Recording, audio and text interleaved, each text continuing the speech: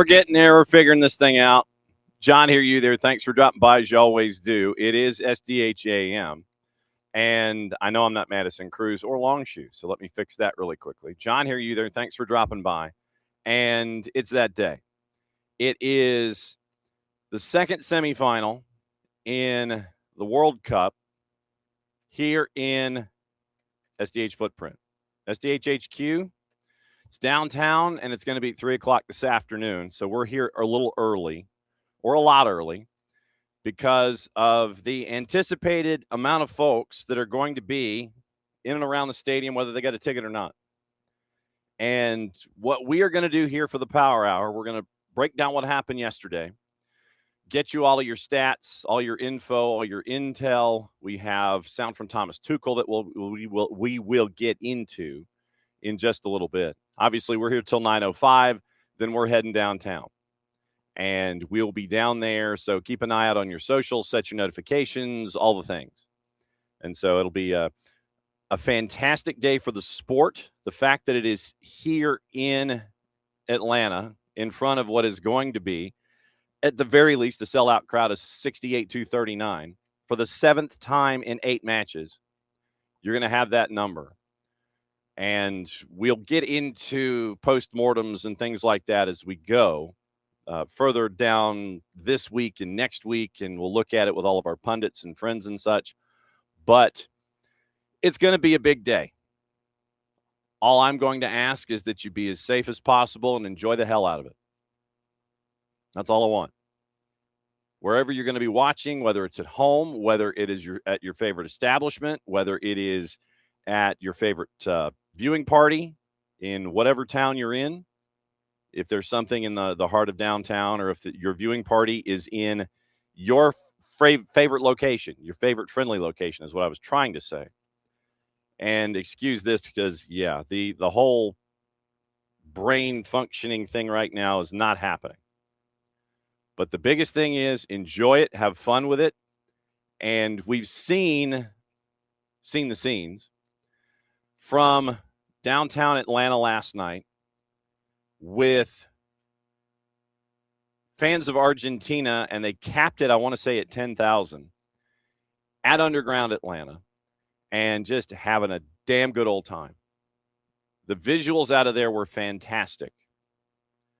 Everything from the banners to banners being hung from hotels, and sidewalls and things like that, to folks with mini bikes going through underground tunnels and then stopping in the middle of the mass of humanity and busting out a trombone, to singing and doing your he who doesn't jump is an Englishman before they open the gates at Underground Atlanta.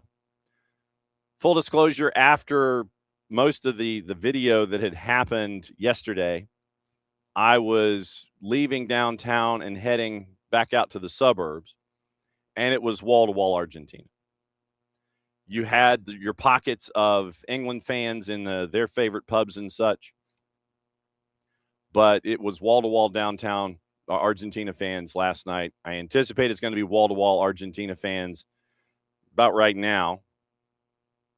Couple hours sleep, dust yourself off, find your change of clothes, find your favorite jersey, and move on. Whatever your rituals are for today, you're finding them. You're going through them. Thomas Tuchel said he has his. He said you can either call them rituals or superstitions, take your pick. But he wasn't going to say what they were, because then they wouldn't be. So he is keeping his traditions and rituals to himself. I know that fans of both sides, I'm sure that you have yours. I know that you got yours. And that's the bottom line here. Whatever your rituals are, I know that they're well underway today. So like I said, what we're going to do here, we're going to set the game up. We're going to talk about what happened yesterday. We got your highlights from the 2 moments, a couple different versions. We're going to hear from Thomas Tuchel. We've got all your information for the morning, all of your transfer news, gossip, rumor, innuendo, what to watch, where to watch it, how to watch it, all the things. And that is brought to us, as always, by our friends in various places. So opening kickoff brought to us by our friends at Black Pitch Coffee and blackpitchcoffee.com. Starting your day with the most important stories in the game, the right way to start your morning. Black Pitch Coffee, part of the SDH community, showing up at events all over Atlanta. Try their home blend made with beans from Brazil and Guatemala, heavy-bodied, notes of walnut, semi-sweet chocolate, and a rich world-class finish. Opening kickoff powered by Black Pitch Coffee and blackpitchcoffee.com. Okay, so let's get you into what happened yesterday. And what is going on with you today? Laptop's being moody this morning, no matter how many VPN I have going on. So yesterday in the first semifinal at Jerry World, see if we can get. Let me see if I can find the stats and the final information for it. You had. I'm trying to find the crowd first and foremost and find out what capacity was. So the capacity for activity at Jerry World in this particular element, shall we say. So yesterday with the 2-0 win, Spain over France. 70,176, not knowing what the football capacity is, FUTBOL. Capacity at Jerry World is 108,713. 70,176 were in the building yesterday for Spain and France. Number 2 in the world versus number 3 in the world. And I saw, bouncing around all of the analyses, plural for analysis, that this was somehow an upset. That when you had a win being what it is, that this was an upset yesterday.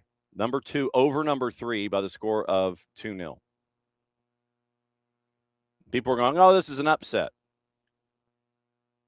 We'll go over the numbers after we go over your highlights with Yvonne Bartone in the middle. And what we've seen, what is it? Defense wins championships. We've seen that from Spain. They have been crazy. They've only given up one goal all tournament. And yesterday they scored 2. While the other team scored none. So let's run through your highlights.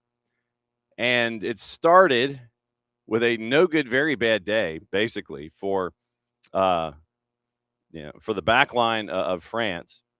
And you end up with a kick of Lamine Yamal inside the 18.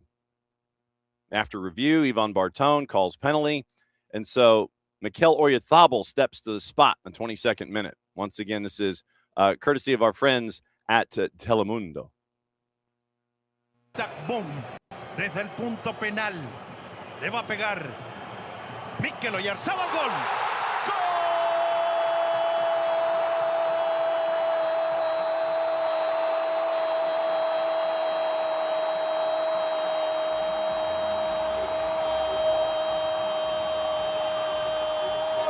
De España.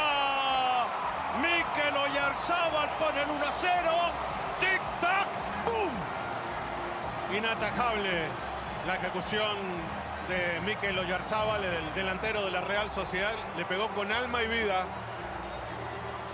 Le pegó cruzado, con muchísima potencia. Mañana eligió bien, pero no iba a llegar nunca a esta pelota. Gol número 5 para Oyarzabal. Goal number 5 for Mikel Oyarzabal. And I love the call. Tic-tac, boom. 1-0 Spain at that point. And so that was the score at the break. And injuries did not help Didier Deschamps when it came to his lineup. You had William Saliba last the sum total of 30 minutes with a muscle injury, and he had to be removed. Maxence Lacroix from Crystal Palace came in the 30th. And you had just a long day for Luca Digne. And then Digne had to, because of injury, he had to be paired with Lacroix on the left-hand side and the back four, which meant that Upamecano at times would, I think, try to help out maybe a little too much, try a little too hard. And so Upamecano would be a part of goal number 2, and then not the way that he would have, that any fan of France would like. 32 to go. We got a couple different versions for you. And so here is how it was called with our friends once again. Telemundo Deportes, goal number 2, 58th minute, Pedro Porro. El toque, falta, árbitro dejó ley de ventaja. Viene, gol.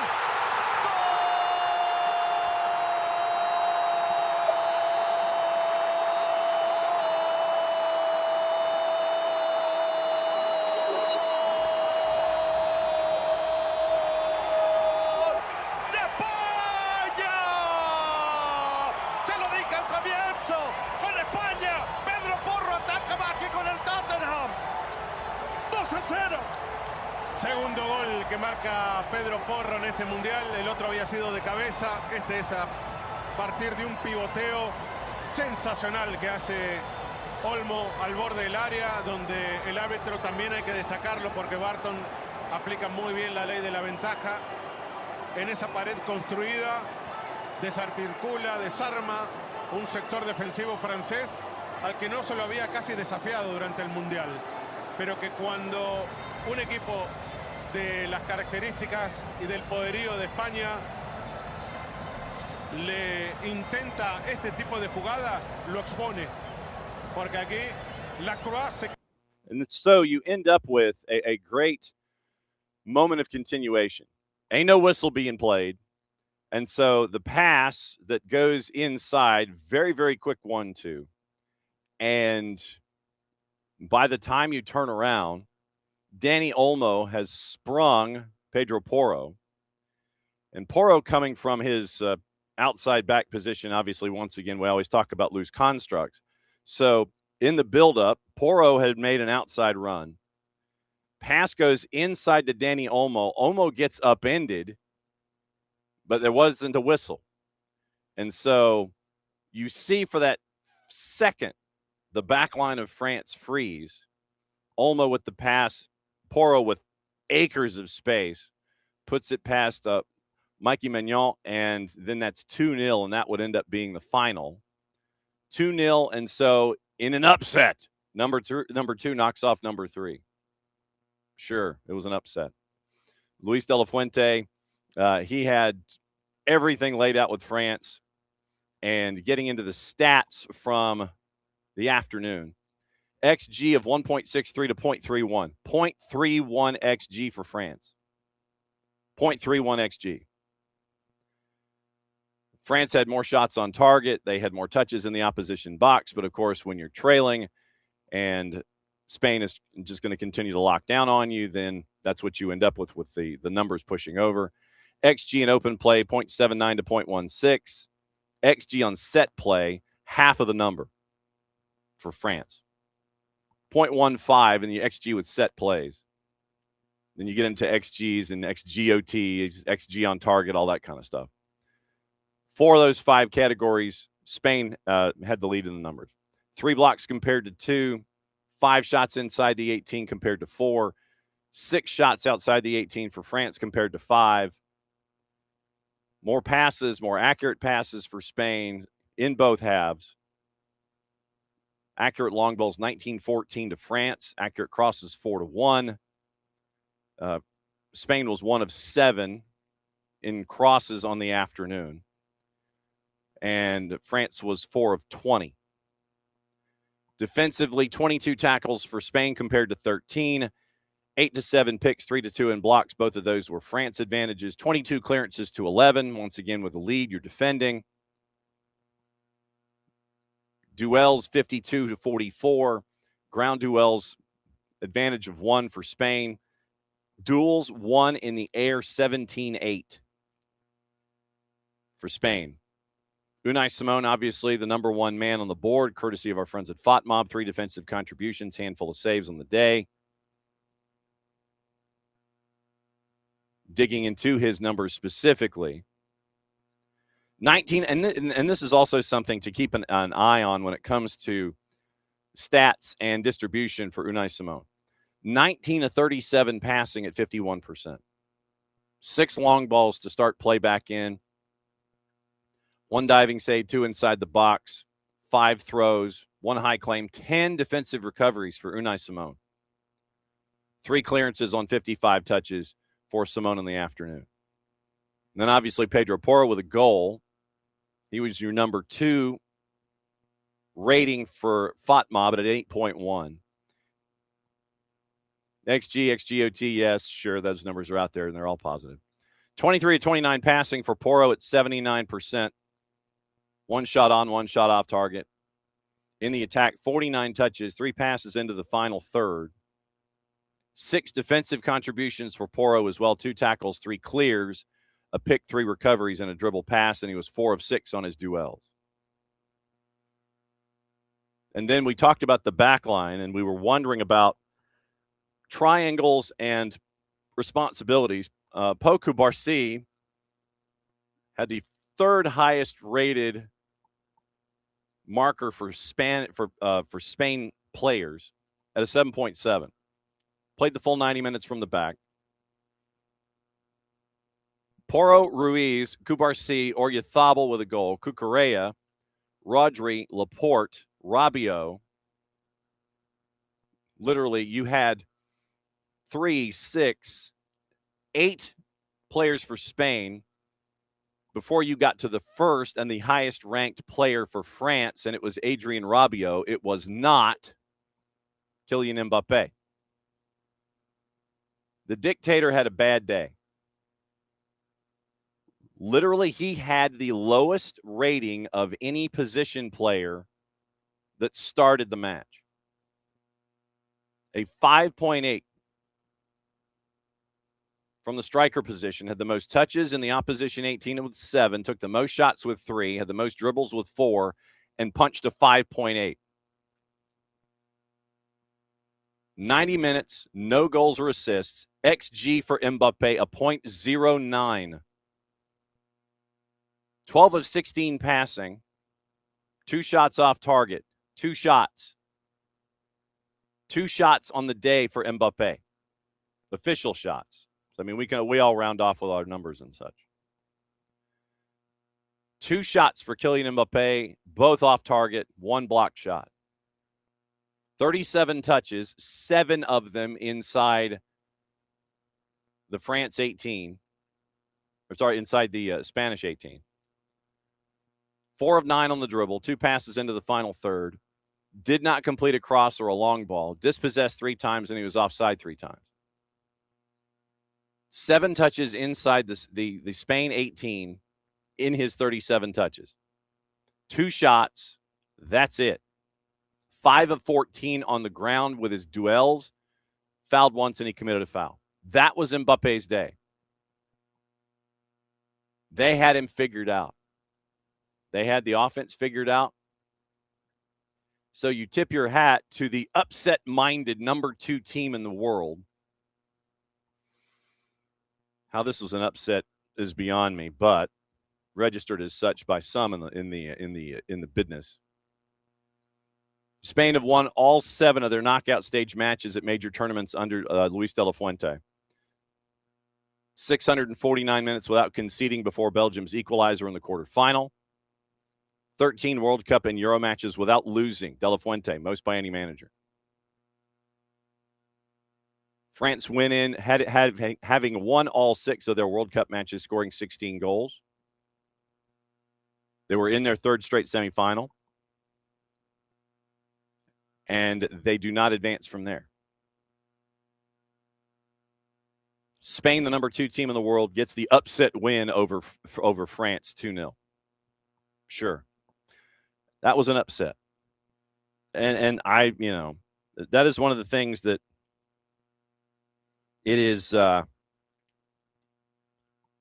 kind of, it's just out there where you're thinking, Spain and France, this seems fairly competitive. Yes, it's an upset. Well, by the juice boxes, sure. But otherwise, not really. From everything that if you pay attention to AST, then you're going, okay, we know what we're getting into here. But upset, not really. Yeah, this would have been what folks refer to as, oh, Sublime Presence 1N. You're here this morning and you are going to get blown up. We've got our first bot today. So I'm going to report Sublime Presence, blah, blah, blah, because they're trying to get bots engaged. So the viewer solicitation bot that is Sublime Presence 1N. Here were the juice boxes yesterday, by the way. Spain was a dog at a plus 210. France was favored at a plus 163. Your draw is a plus 195. And Spain was a plus 210 dog. That would be what we refer to as a line mistake. There are some times where the folks with juice boxes, they sit there and they have a boo-boo. And this was one of those boo-boos. If you went Spain at a plus 210 yesterday, you did really well. But a plus 210 underdog, the number 2 team in the world, upset the number 3 team in the world as an underdog at a plus 210. Sure they did. Goal by Oyarzabal in the 22nd. Goal by Pedro Porro in the 58th. 2-0 your win for Spain. They advance. They're heading to the Meadowlands, and they're waiting for the matchup today. So with the matchup today, actually, oh, wait a second. No, I have a goal I've yet to play. Okay, so here is, sorry. So you're getting all wrapped up in all of the numbers and everything. Then let's change it to our friends at FTP Radio. And let me see who's on the call here. Hang on just a second. It is Jesus Acosta. Jesus Acosta is on the call for goal number 2. Here is the Football de Primera version of the Pedro Porro goal. Once again, Jesus Acosta and our friends at FDP.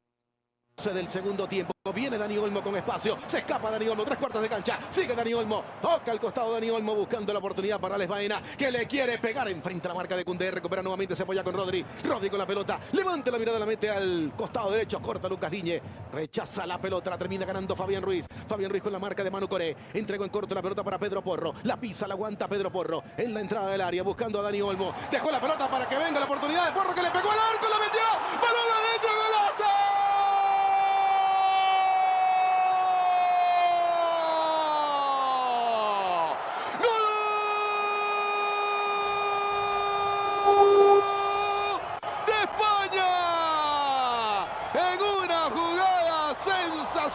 Por todo el centro del área, el toque de Dani Olmo para Pedro Porro, que define al palo izquierdo de Mañán, la manda al fondo del arco y ahora en el segundo tiempo, al minuto 13 de la segunda mitad, España se pone a ganar 2-0 ante Francia en la semifinal. España está ganando con el gol de Pedro Porro, 2-0 a Francia por Fútbol de Primera, la radio del Mundial.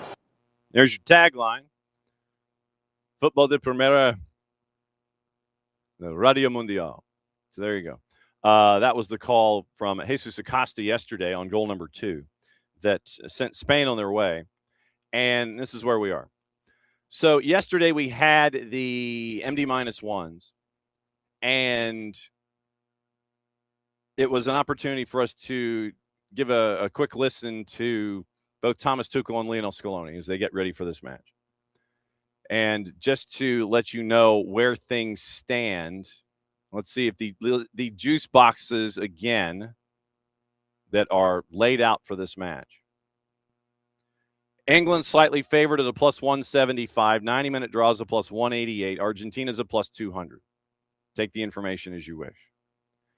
So first up was Thomas Tuchel. They, meaning England, were about 45 minutes late because of weather and traffic and all that kind of stuff. But when Thomas Tuchel came to the dais, break the fourth wall here for you a little bit. It was traditionally the room that you see when you're looking at highlights of press conferences and such, when you've seen them from the blank tank downtown. It is in a room that seats about 200 people. And it has a platform for cameras behind, for television cameras that plug into boxes so they can get audio. So because of it being Argentina and England, it was moved to a room that would seat 350. That was not enough. Not much of a surprise, mind you, but it was still not enough.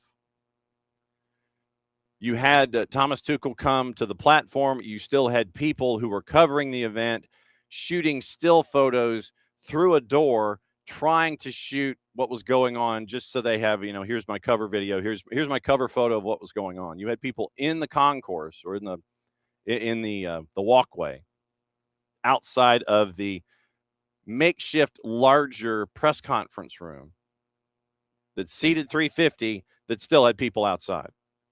So that's what we were getting into yesterday after the mix zone, and it was an opportunity to catch up with a couple of different sets of folks.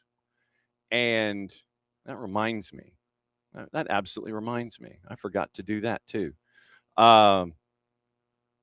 So in addition to hearing from Thomas Tuchel, we will hear from Ezri Konsa, and we will also hear from Mark Gahey.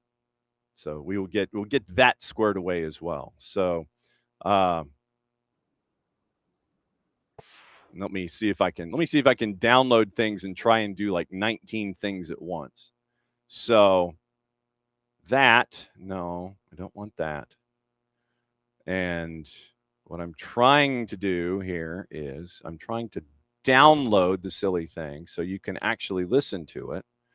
But I don't know.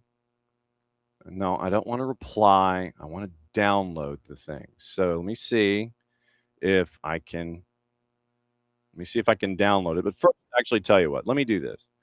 You're going to hear from Thomas Tuchel here. And there are a couple of different sound bites to get into with Thomas Tuchel. And the first one, unpainted. We got a second bot. Anyway, the sound bites we're going to hear from Thomas Tuchel are on a couple of different topics. One has to do with the assembly of the Brotherhood, which is what England views themselves as a group. One question was asked of Thomas Tuchel about what it's been like for him to see the Brotherhood evolve, and one of the other questions has to do with what has he learned. It's like, what has he learned about the Brotherhood, and what has it been like for him to see them come together as a family? There's also another question about are the players aware of the history between the two teams in an international sense, or have they pretty much tuned it out? So here is your sound of Thomas Tuchel from a couple of different angles.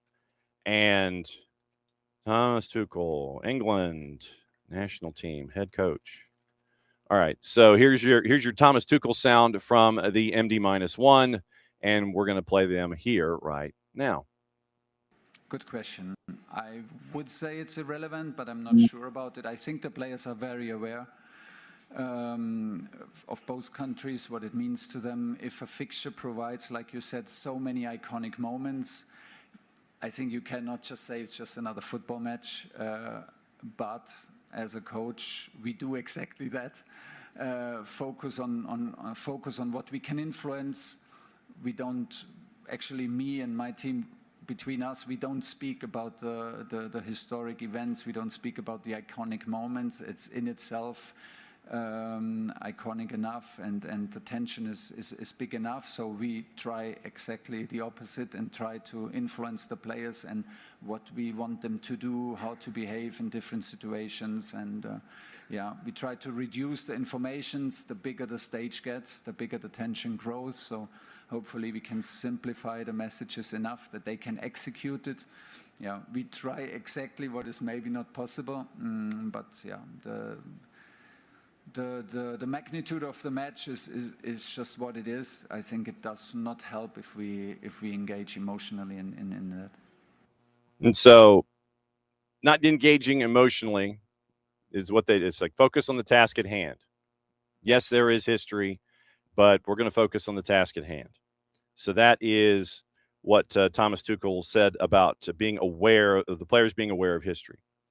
And then the question was asked of him specifically, what has he learned about watching the brotherhood form from the England national team? And here's his response to that from the MD-1s yesterday.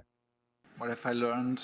I have just I think it just reinforced and the belief that deep down football is still about the being together, and it is a team effort. I think it's not only us. I think the whole World Cup showed all superstars committed to the team idea, committed to the team spirit, committed to the idea to play for their country. It's not only our superstars.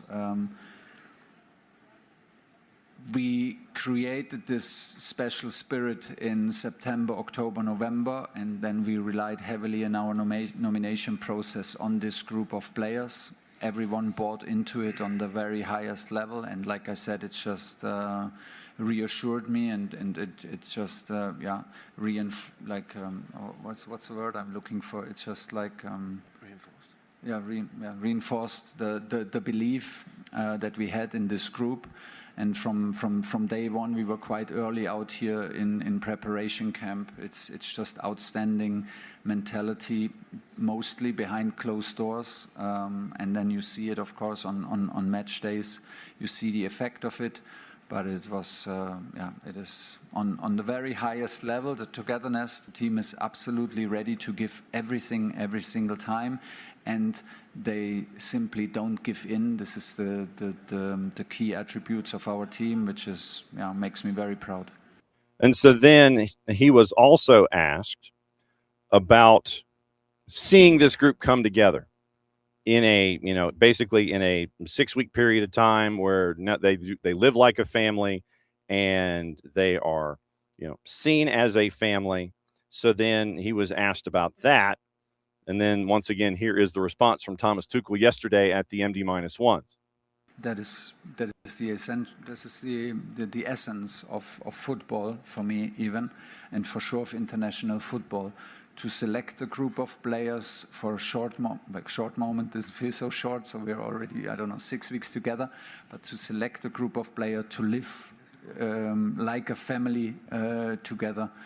And to play for your country, to represent your country, and to do this together.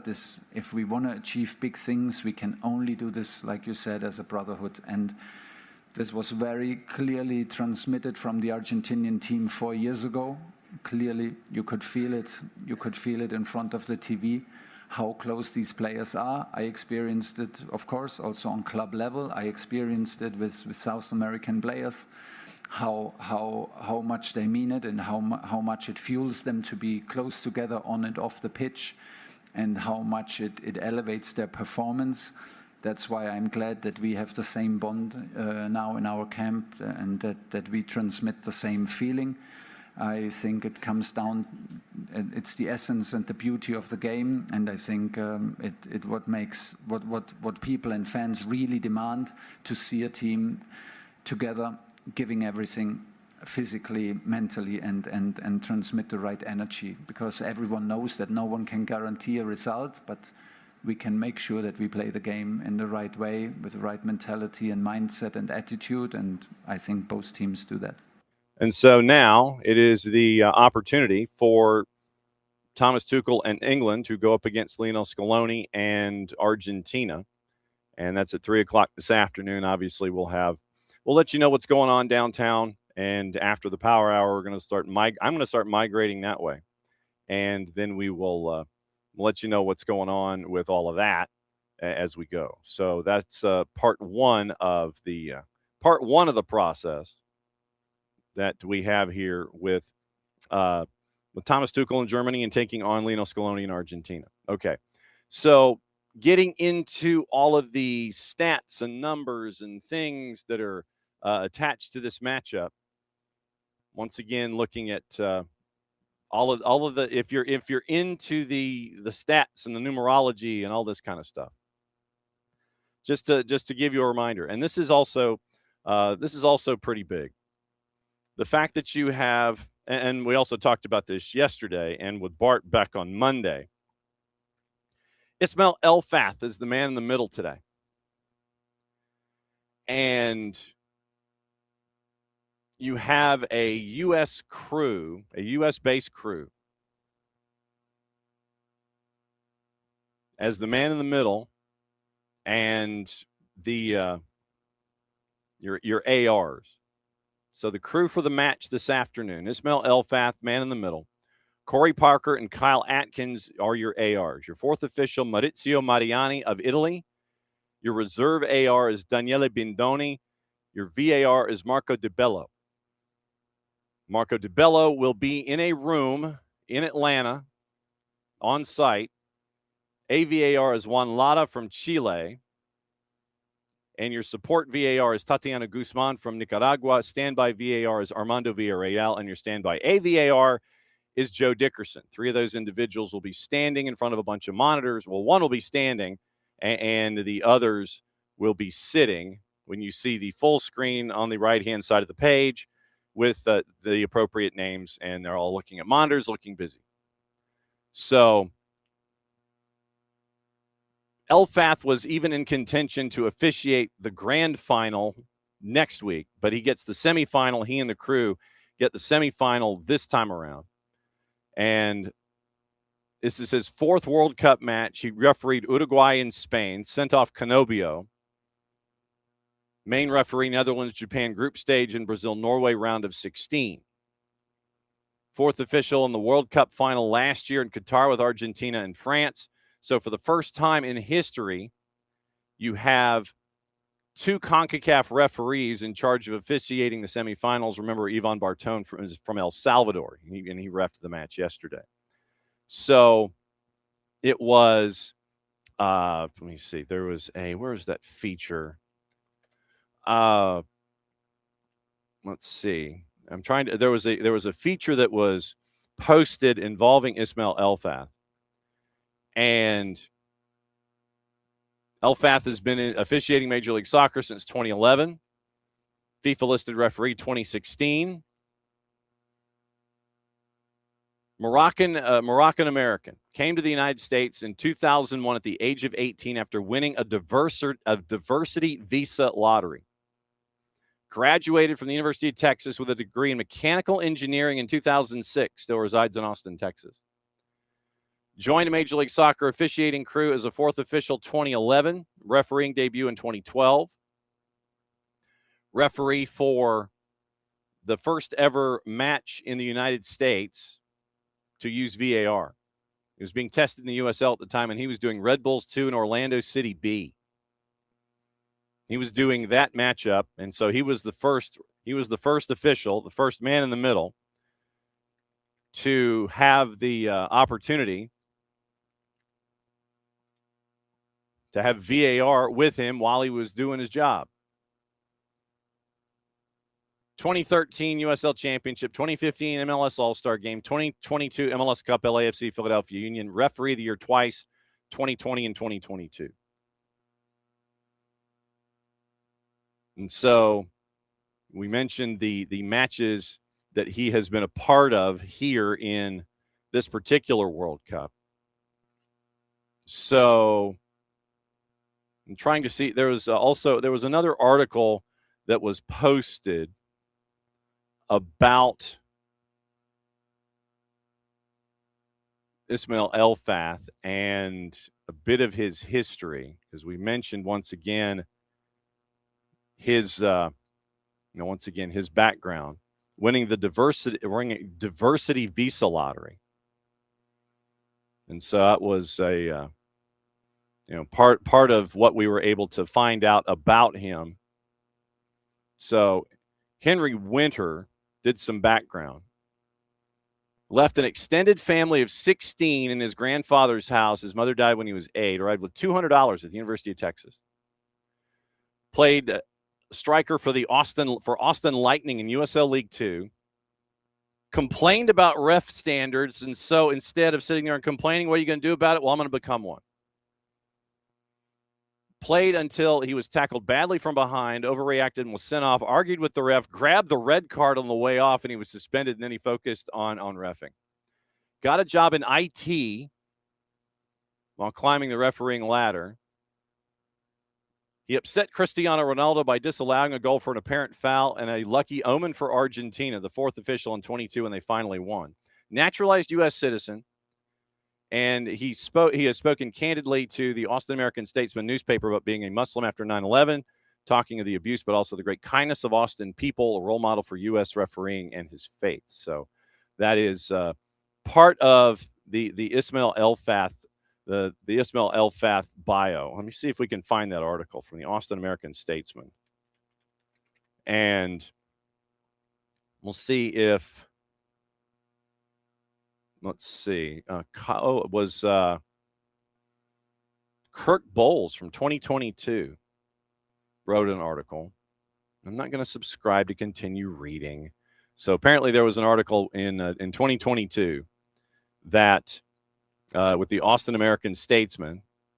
So if you have a subscription to the Austin American-Statesman, then it's an opportunity to catch up on Ismail El-Fath. So then we see Leon Ember wrote an article at The Athletic. Let's see. Notable things and last 16 opponents. Let's see. Members of the Swiss team. It was, okay. So, all right. And so they kind of do a bit of a deep dive into what to expect with the ARs and such. But yeah, the Austin American-Statesman, Kirk Bowles wrote a piece. So if you subscribe to the Austin American-Statesman, you can read that article. So there you go. It might be, well, the USL Championship. Hang on. Let me see. Good morning, Alex, by the way. Finals refs. Let me look, Abby. And then I will let you know if open link in new tab. All right. So let me see. Nick Murray, USLsoccer.com. This is a good alternate. We don't have to pay for a subscription to the Austin American-Statesman. Let's see. And the 7-4. Wow. Okay. The 2013 USL Championship Final, Orlando City Charlotte Eagles, Citrus Bowl, 20,000 fans, highest scoring final across the championship in 15 seasons, leading up, obviously, to June 11th of this year. Christian Ramirez, 4 goals by Dom Dwyer, and Ismail El-Fath was the man in the middle for that one. Casablanca, Morocco. This is a good sidebar. This is good. Well done, Alex, with the producing. So that way we don't have to pay for a subscription to the Austin American-Statesman. Kid growing up in Casablanca, like 99% of Moroccans, you grew up playing outside your house in a neighborhood in the streets, really on the beach. You live close to the beach and on the sand, just typical organic ball. 100,000 people. Let's see. So focal point of the passion, Casablanca Derby, Raja and Wydad. Since the first edition in 1957 has divided the fan bases in the city when they convene at the Stade Mohammed V. 100,000 people. Fundamental piece of his path in the game. If I didn't have that quote, if I didn't have that perspective from Morocco, I wouldn't know what to do when I'm refereeing or playing against, let's say, Mexican teams or Colombian teams, which come from a similar culture. It would have been a shock, really, not have had that. I think it shaped me and prepared me to absorb that passion for football available in some of our communities here in the United States. So, first taste of structured soccer playing in the local amateur adult leagues. Fiery and feisty, he refers to himself. All the referees tell me that now. I told him, I don't remember any of that. They said I gave him a hard time. Influence of students coming to Austin from the Rio Grande Valley next to the Mexico border and from overseas meant the game could be found if you knew where to look. El-Fath played in one Central Park. Everyone played football on Sunday. It was decent. It wasn't Morocco. You can just step out of my apartment and start playing soccer like I did, but at least I knew where to find them. Wasn't playing in League 2. Used to play in the Premier League, which was a really decent league. Always complained to the coordinator about referees, and he would always tell me, you should become a referee. That was his go-to line. I always brushed him off and walked away. It's Aubrey Daniels. Referred to him to a referee clinic in 2004. I said, yeah, whatever. Then he followed up again on Thursday and was like, okay, the man means it. So he showed up starting in 2004. What hit me quickly is how difficult it was to be in the middle refereeing from what appears on TV or online, then how competitive it was to get the good games between referees. I'm like, well, I don't like to lose. I'm going to do the best game. I want to do the biggest game. I caught the bug very early. And so then he rose through the ranks. Obviously, we talked about him rising through with the 2013 final and international stage, Common Path by Nicholas Murray in the piece. So, yes, for the quick rundown of Ismail Elfath, 2019 final of the U20 World Cup in Poland, officiated his first MLS Cup final of 22, and that was the 3-3 draw before they go to the penalty shootout. 2022 FIFA World Cup in Qatar. Quote, I think Qatar put on, in my view, and I think in the view of many, undoubtedly one of the best world competitions ever, both on and off the field. For us as referees, I called it a center of excellence. That whole environment, excellence in everything. Organization, performance, competitiveness, little details, readiness, food, transportation, physical care, you name it. It was just a concentration of people in different craft.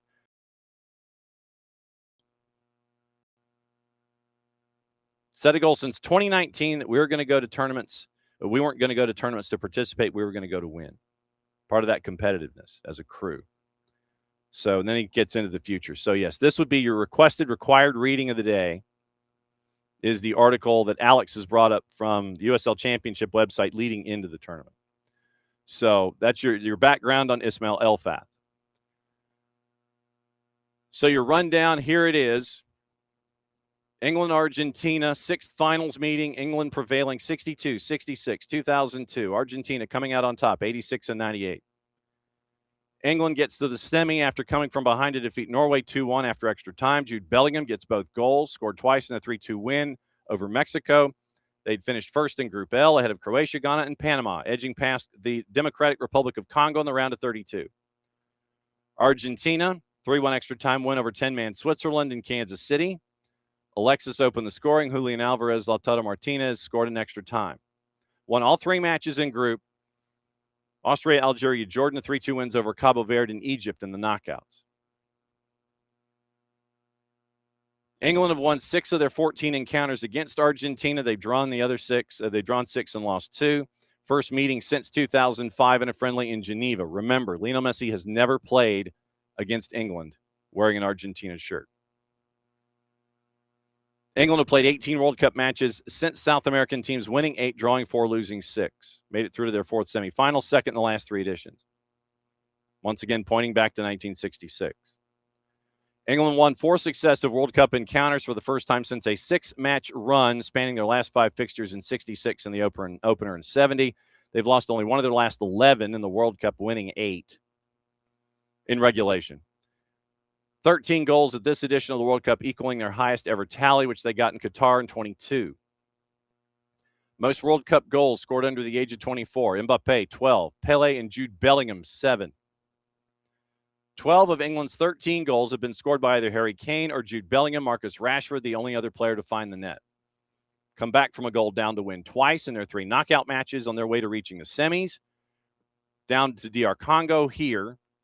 And then down to Norway in the quarters. L'Albi Celeste prevailed in 7 of their last 9 knockout ties against European teams in the World Cup, undefeated in their last 12 World Cup matches, winning 10. Nation's best ever unbeaten run at the competition. 2 or more goals in their last 12 matches in the World Cup, surpassing the previous mark set by Uruguay in 1930 and 54. Quarterfinal was the 13th time Argentina have gone into extra time in the World Cup, most of any team in tournament history. They've won 11 of those 13. Messi has scored 125 international goals over his career against 45 different nations. England obviously would be 46. Emi Martinez, with all of his teams that he has been a part with, club colleague of Ezri Konsa, Morgan Rogers, and Ollie Watkins. Lisandro Martinez has played alongside Marcus Rashford and Kobe Mainoo. Christian Romero, joining Spurs in 21, current teammate of Jed Spence, former colleague of Harry Kane. Alexis, 6 seasons, 3 with Brighton, 3 with Liverpool. Played alongside Dan Burn and Jarrell Quansah. Enzo Fernandez joined Chelsea in January 23. Plays alongside Reece James, Trevor Chalobah, former Chelsea colleague of Noni Madueke. Jarrell Quansah, Ezequiel Palacios play together at Bayer Leverkusen. Marco Senesi Spent 4 seasons in England with Bournemouth before moving to Spurs, where Jed Spence is a teammate. Leandro Paredes played under Thomas Tuchel at PSG, winning the domestic treble in 19 and 20, finishing runners-up in Champions League that year. So that's all your numbers and your stats and all of your fun facts leading into this one. And so that's where we are. I'm going to drift back and forth and see if the numbers have changed. They have not when it comes to the juice boxes. So literally, that's where we are. Heading into the matchup, 3 o'clock. Big Dan Burn. Thank you. All 9 feet, 2 inches tall of Dan Burn. I apologize for that. You can't, it is not difficult picking Dan Burn out of a lineup. And don't be surprised if he's called in late for set pieces. I think he's 6'6" in reality. So let's take you around the planet, let you know what's going on with the players, all the gossip, rumor, and innuendo, what to watch, where to watch it, how to watch it from our friends at Fanati's, fntz.co/soccer down here. France is obviously moving on now from Didier Deschamps. Moving in 14 years, 184 matches, 3 major tournament finals, and in UEFA Nations League. Third time in 3 years, Luis de la Fuente bested Deschamps after the 24 Euro semi, 2025 Nations League. Now this. Now you're looking at the future. Will it be different with Zinedine Zidane? That is the larger question. A lot of folks point out that Zidane hasn't worked at all in 5 years, and his last title was in 2020. And so now you wonder what it's going to look like, what he's going to be doing in picking rosters and supporting players and all that kind of stuff. So now you've got your transfer talk that is now in for the morning. Flair and Balogun at the top of the ladder. Juve considering a move for Balogun from Monaco, according to Gazzetta dello Sport. Reportedly seeing Balogun as a potential alternative to Randall Colomawani as they look to land a player who can impact the game running in from behind, who can run behind the defense. Offer in the neighborhood of €50 million would be required to land him. Recently been linked to Chelsea, PSG, and Spurs. Arsenal could include Victor Gyökeres as a part of a player swap to sign Julian Alvarez, according to TalkSport. La Liga club reported to have interest in Gyökeres could be different. That could be difficult as they're yet to up their pursuit of Alvarez, who identified Barca as his preferred destination. Transfer would cost upwards of €150 million. Gyökeres scored 14 and 36 last year. Could be among the players replaced by Mikel Arteta in the summer. RB Leipzig, Juve, Saudi pro tracking Gabriel Martinelli, according to Team Talk. And then Trossard, remember, has agreed to the €20 million deal to join Besiktas. He held up the jersey and smiled. Barcelona keeping tabs on Guti Romero, according to Fabrizio Romano. Reported to have informed Spurs of his desire to move on from the club this summer to go in search of a new challenge. Blaugrana, despite currently prioritizing a move for a forward or in the race for his signature, has also been linked to Internazionale. United defender Nusair Mazraoui has been added to the short list for Ruben Amorim at AC Milan, according to Calcio Mercato. Amorim signed Mazraoui when he was in charge at Old Trafford, and now preparing talks for a move for the 28-year-old, lined up as a replacement for Aston Villa linked Pervis Estupiñán. Any deals expected to hinge on whether he pushes for a switch to the San Siro, with the Premier League club keen on not letting him go. Barcelona exploring moves for Fisnik Aslani from Hoffenheim and free agent Dusan Vlahovic, according to Sport. Aslani remains an option admired by the hierarchy. Release clause in his deal activated for €29 million. Vlahovic is available for a free after his contract at Juve expired, but the La Liga club reported to have been unimpressed by his salary demands. We need your demands to be more impressive, sir. What does that mean? You're selling yourself too short. They need to be higher, said no one ever. Could sign a 3-year deal with Besiktas instead. Marseille forward Mason Greenwood signed a 4-year deal with Fenerbahce for a fee of €40 million. 35% of that fee goes back to Manchester United, who added the clause when he joined Marseille. So 35% of 40 is $14 million. Nicely done. United have announced the signing of Yuri Tielemans. Spent 3 years at Villa Park, won Europa League last year, made the move to Old Trafford after United triggered the £35 million release clause in his deal.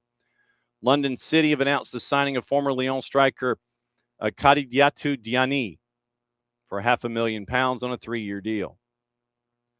Manchester United discussing a potential approach for Camavinga. Current preference is to stay at the Bernabeu. That's from Fabrizio Romano. Al Nassr and Al Hilal are among the clubs looking at Marc Casado from Barcelona. That's from Sport. Abola. Sporting currently aren't considering a deal currently for Rooney Bargi, despite reports. 4-letter paper, Crystal Palace interested in Arsenal midfielder Christian Norgard. Tutto Sport, Paris FC interested in Jonathan David. €30 million move for Juve.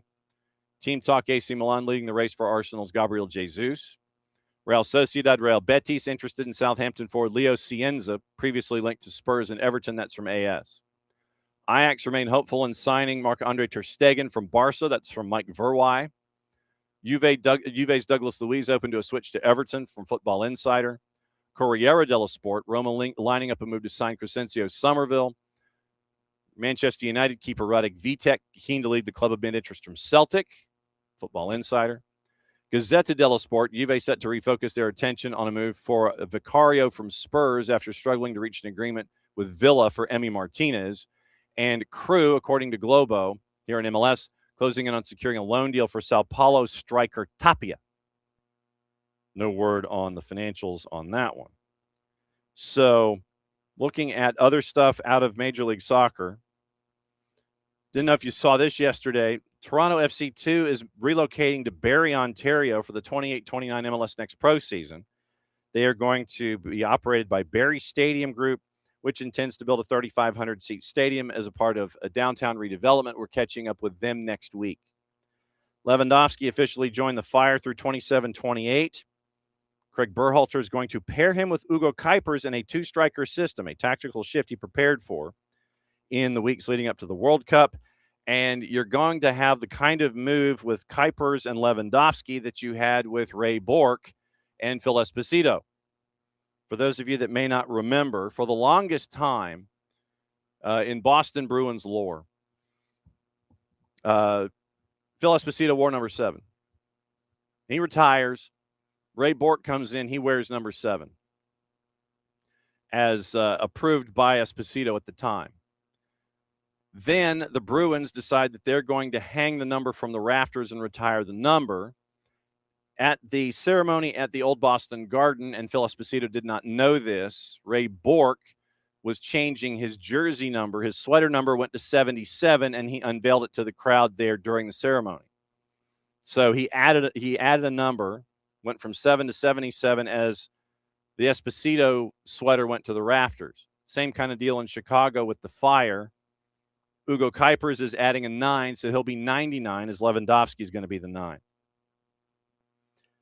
For Atlanta United, and this is something that I wanted to keep an eye on this morning, it appears that there are sources in Europe that are saying that Anayemi High is heading to Samsunspor in the Turkish league. It was yesterday, according to Noyan Alper-Kabar and others in the Turkish media. Samsunspor has President Yüksel Yildirim made a last-minute transfer announcement, quote, reached a preliminary agreement with Anayemi High, who plays for an American MLS team. We know which one.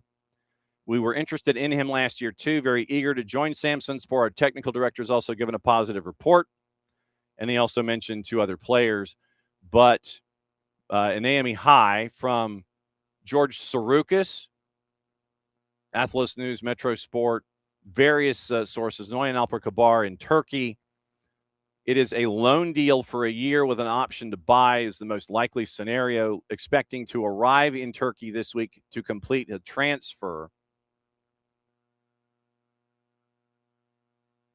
Samsunspor press spokesperson Suat Shakir, agreement reached with Anayemi High on a large scale, most likely be at the training camp. Center back player we were considering as a replacement after Satka's departure.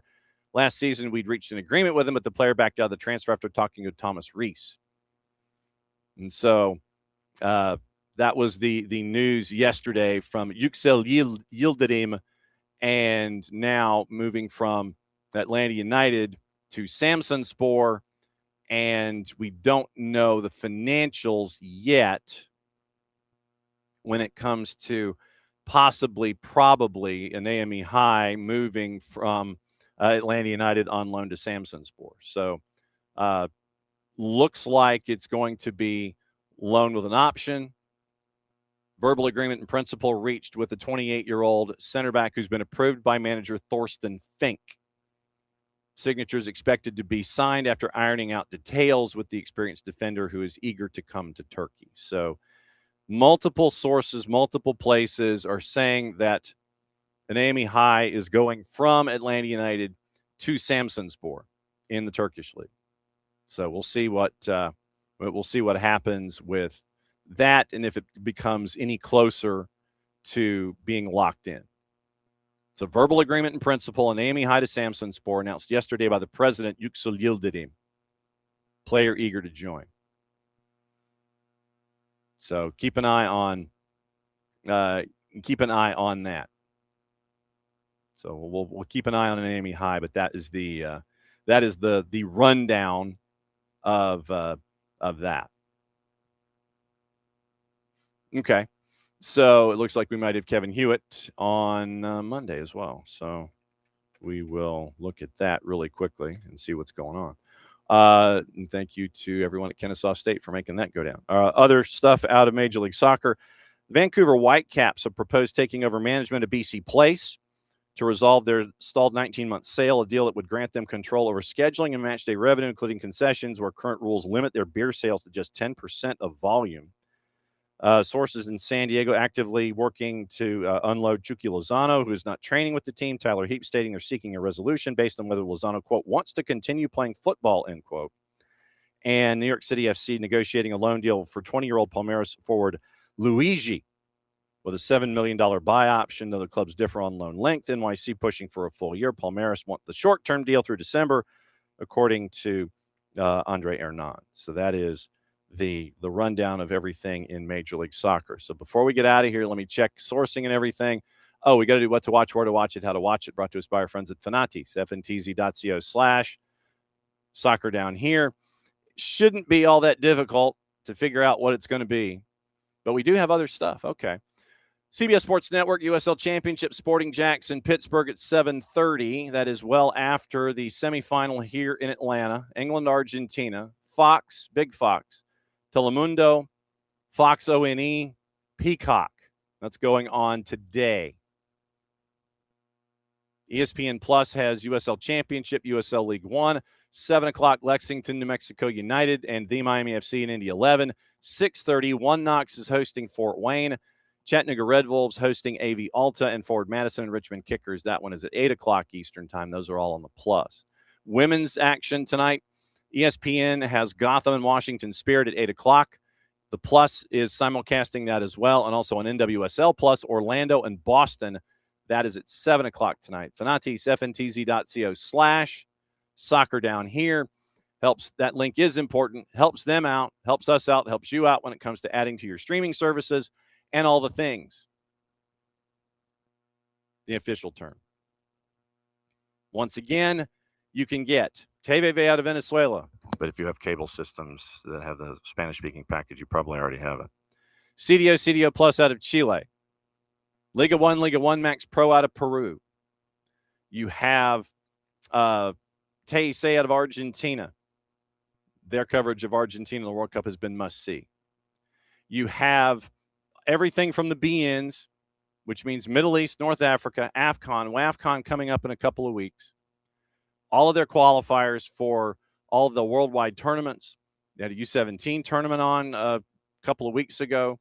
So all the African continent, Middle East, North Africa, you get that with BN.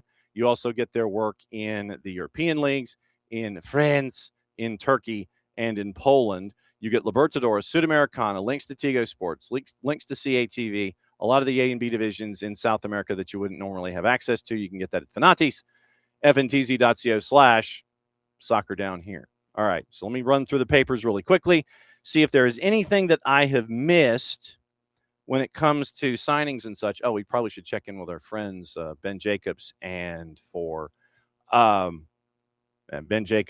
Tommy Scoops to see if we've missed anything. So Ben Jacobs, obviously one of the busiest men in show business. Beth England joining Crystal Palace women on a 2+1. Birmingham City women have signed Millie Turner from Manchester United, 189 appearances across 8 seasons. Coventry have a deal in principle with Frankfurt to sign Swiss defender Aurelie Amenda, and the fee is around £17 million. Bournemouth's still working on a deal to sign Benfica defender Antonio Silva. Silva will not extend at Benfica, making a summer exit likely. Cagliari confirming Harry Winks has joined from Leicester on a 2-year deal. Christos Solis has informed Arsenal he wants to join, and club-to-club talks are set to accelerate. Solis to cost 30 to 35 million pounds, depending on the structure of a deal. Club Brugge willing to sell this summer. Solis' proposal arrival has no bearing on their pursuit of Morgan Rogers. Chelsea has reached an agreement with Manchester United to sign forward Melvin Mallard. Initial fee of around £850,000. Add-ons on top, taking the total package to just shy of $1 million. Club record sale for Manchester United women. Tom Gary first to report. Fabian Ruiz, by the way, has never lost in 49 matches for Spain, 34 wins and 15 draws in 90 minutes. His 50th cap World Cup final, according to Ben Jacobs, for those of you that dig that kind of stuff. Tom Bogert, Tommy Scoops, checking with him, letting you know what's going on. By the way, tomorrow it will be checking in on the Power Hour and letting you know what's going to happen with that. And MLS is back, by the way. And so it appears over the next 2 days, we're going to be having our friends from Apple TV drifting in and out. So if we have a pundit interview going on and our friends from Apple drifting in, do not be surprised Thursday and Friday if that's going to go down. So it is going to be Power Hour tomorrow, normal time, 9:05. We'll talk about what happened today. We'll have all the stuff for you. And then from there, we'll get you ready for the remainder of the week. MLS is back. We'll get into that. Power Hour from 10 o'clock on. Friday, Lucas Panzica from Nashville is going to join us, 104.5 The Zone. We'll preview Atlanta and Nashville from his perspective. And we are also going to catch up with Simon Jenkins from The Guardian about the after effects of the match today. He was one of the co-authors of one of the seminal books involving the Falklands War. We'll discuss that, its after effects, how much it is hung on to. Is it demographic? Is it just in national circles? We'll get into that kind of a discussion with Simon Jenkins as well, our friends from Apple TV, plus anything else that comes across our bow on Friday, and that will get us to the weekend, we think. Daryl Dike finalizing a deal to come back to Major League Soccer with Orlando City. Dike left West Brom this summer, joined from Orlando for a deal worth around $9.5 million. So that is on the board. Nashville also finalizing a deal to sign Tunisian international winger Elias Saad from Augsburg. Loan with a purchase option. Part of Tunisia's squad, started twice, features for Augsburg, Hanover, and St. Pauli in recent seasons. Long-term target, hits as a TAM signing, not as Major League Soccer. Nashville is indeed going to sign Senegalese midfielder Famara Kamara from Ranheim. First to report on the 21-year-old was Erik Neset-Shelvik for ITV2, reporting on the Elitserien. Made his debut in European soccer only 15 months ago. So Nashville, it looks like they're signing a winger in Elias Saad from Augsburg and Famara Kamara from Ranheim. So they're adding to their stacks as well. So that looks like the rundown for everything when it comes to Major League Soccer, news, notes, stuff, just to kind of get you into your day, because really the focus of the day is going to be down at Atlanta Stadium, and we'll have all of it for you as we all pack up our lives and head in that direction. So if you're heading down that way, be safe, enjoy the experience for what it is, and it'll be a fun day. To give you an idea about the boss and her work are having a watch party with cookies and cupcakes. This is for grown-ups now. So they were told it's going to be cookies and cupcakes at this viewing party attached to her work. Boss raised the people's eyebrow. But she is going to go and wear, morning, David. She is going to wear her Waffle House jersey. She is wearing her Waffle House jersey, her Waffle House FC soccer jersey. She is wearing that to work this morning. She thought about wearing her Cabo Verde stuff, but then thought Waffle House might be a little bit more neutral. So she's wearing her Waffle House jersey to work today to prepare for the viewing party that they're going to have at 3 o'clock with whatever is imported in addition to the cookies and cupcakes that are going to be there. May you enjoy your party wherever it's going to be. Enjoy your viewing experience for where it is going to be, regardless of where you are in this footprint. Wherever you watch us, wherever you consume what we do on a daily basis, this is one of those days. Enjoy it, embrace it, have fun. Just be careful. Be careful. That's my one request, because we want you to come back here tomorrow so we can all talk about it. That's just kind of how we are around here. So if you would please enjoy your experience, enjoy the day, because we're going to talk about it tomorrow. And there's going to be a lot to talk about on a bunch of different fronts. Normal time, it's going to be 9:05 kick. It is going to be us talking about what's going on, setting up the final, Power Hour and hour number 2. We will go over all of the things. Trust me. We'll go over it all. We're all going to be down there. It's going to be Jason, Maddie, Sophia, and myself. We are all going to break it down for you, and we're going to have it for you 9:05 a.m. tomorrow. So be safe. Enjoy it. Consume it however you wish. And we'll all talk about it tomorrow and talk about how this experience was. It's already been amazing, and I thought as much. All you got to do is look at what happened last night at Underground Atlanta, and that's your first example. So wherever you're consuming it, however you're consuming it, enjoy the experience. Enjoy it as a neutral. Enjoy it if you're a fan of either one of the two sides. We're going to talk about it a lot tomorrow. Talk about it probably for the rest of the week, and if not Monday, for the team that wins today. So, quoting one of our favorite people, if you would please. Hey, let's be careful. Mucha Platiel, play it safe. Enjoy what's going to happen downtown. It is the end of the show. That means one thing. You get to do this. Enjoy it today. We'll talk about it tomorrow. Regular time, 9:05 Eastern.